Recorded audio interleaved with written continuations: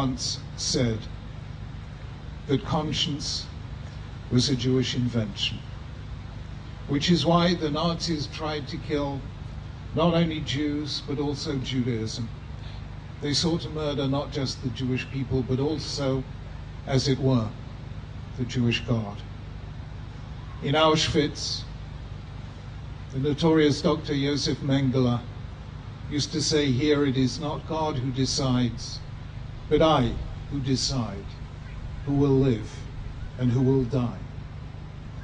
And so the Nazis resolved to liquidate the Warsaw Ghetto, sending all its inhabitants to their death on Pesach, 1943, 70 years ago, as if to prove to the world that there was no God to give the Jewish people their freedom on this, their festival of freedom.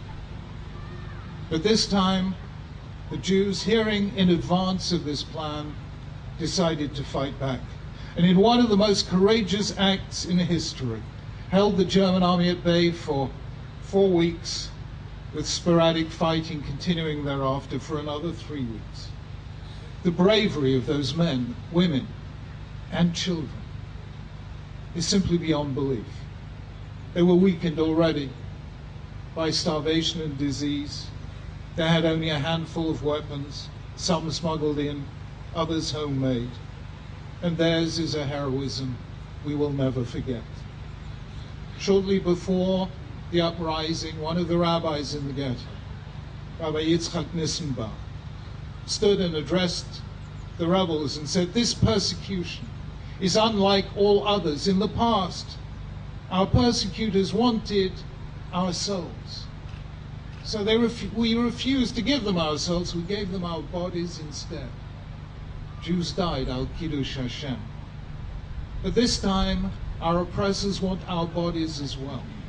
Therefore, we must refuse to give them our bodies. We must fight al Kiddush HaChaim, for the sanctity of life." And though their fight was desperate, they lit a flame of hope and courage in Jewish hearts that has burned ever since. And it was that flame that inspired those who fought to establish and to this day defend the State of Israel, which represents the Jewish triumph of life over death.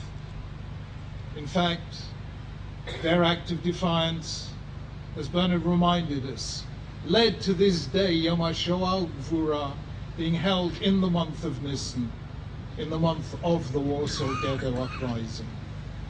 Today we honor their memory, as we honor the memory of all the victims and all the survivors. Because this is the last Yom HaShoah that I will address as Chief Rabbi, I want to thank the Board of Deputies and Yom HaShoah UK for all they have done to keep this day and its memory alive. To Lord Janet, to Holocaust Education Trust, and all those involved in Holocaust remembrance, Rabbi Marcus, who leads so many trips to Auschwitz. To all of you, I give my humble thanks. But above all, I want to thank the survivors for bearing witness with incredible courage, for sharing their memories with young people, Jews and non-Jews alike. I have to tell you, it is one of the most moving things I ever witnessed, and I witness it every year.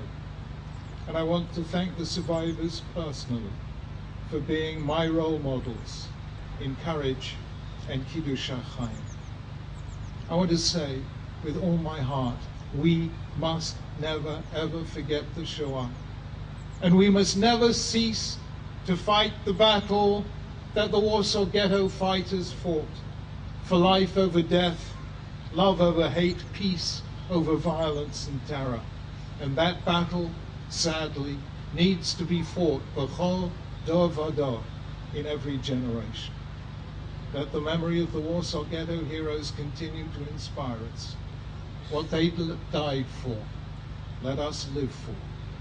Kedushat HaChaim, the sanctity of life.